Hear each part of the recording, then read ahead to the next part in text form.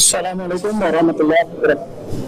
Selamat siang bagi kita semua. Om Swastiastu, Namo Buddhaya, salam kebajikan.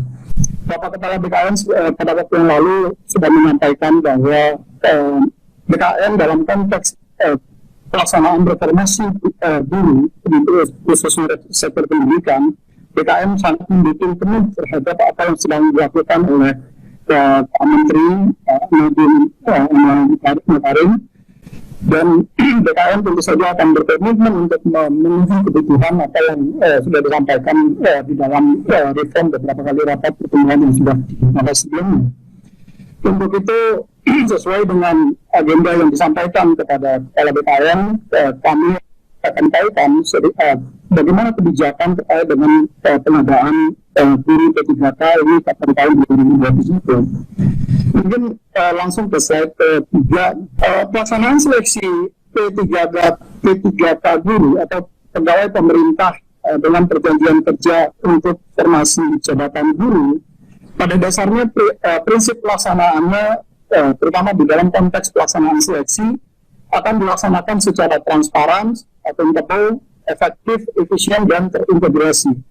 Transparan tentu saja sebagaimana proses pelaksanaan seleksi calon pegawai negeri sipil ataupun calon pegawai P3K tahap pertama yang sudah dilakukan beberapa waktu yang lalu, di mana semua publik masyarakat akan bisa mengontrol, melihat dari capaian yang diperoleh oleh setiap peserta seleksi, sehingga tidak ada kemudian di dalam proses seleksi ada yang merasa dirugikan, ada yang merasa dicurangi di dalam terhadap capaian seleksi yang dilakukan oleh setiap peserta. Dan di dalam konteks tahapan pengadaan aparatur sipil negara, bagaimana diatur di dalam Undang-Undang Nomor 5 Tahun 2014 tentang aparatur sipil negara, maka tahapan di dalam pelaksanaan seleksi pengadaan ASN itu dimulai dari perencanaan, yang ini sudah beberapa kali dilakukan rapat-rapat pertemuannya, termasuk nanti kemudian akan diikuti dengan pengumuman lowongan yang hari ini kita lakukan kick-off-nya untuk pengumuman lowongan, kemudian nanti melakukan pelamaran, para peserta melamar kepada pemerintah tentu saja, kemudian melakukan seleksi dan pengumuman hasil seleksi serta melakukan pengangkatan atau penetapan nomor induk P3K bagi pegawai yang lolos seleksi. Dan di dalam proses seleksi ini ada beberapa instansi yang terlibat secara langsung yang tadi sudah disampaikan juga oleh Pak Teguh. Misalnya di dalam Kementerian Pan-RB itu terlibat di dalam menentukan formasi kebutuhan, berapa banyaknya formasi yang dibutuhkan untuk guru P3K ini di tahun 2021. Tadi Mas Menteri menyampaikan ada kebutuhan sampai dengan 1 juta guru. Apakah nanti 1 juta guru bisa kita penuhi sekaligus atau nanti dilakukan secara bertahap tetapi tetap tercapai 1 juta guru di sana.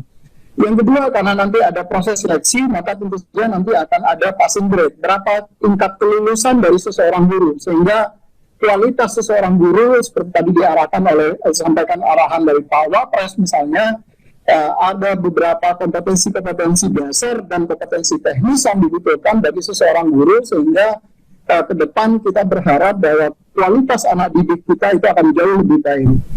Nah, dari sisi BKN tentu saja kami di dalam konteks pendaftaran, semua proses yang dilakukan oleh BKN mulai dari pendaftaran itu sudah menggunakan teknologi informasi. Kita mulai dari pendaftaran kita menggunakan sistem seleksi calon aparatur sipil negara P3K, di mana semua peserta nanti akan membantu pesertanya, kemudian mereka registrasi pendaftaran, dan termasuk juga melakukan pencetakan kartu ujian. Semua dilakukan by system.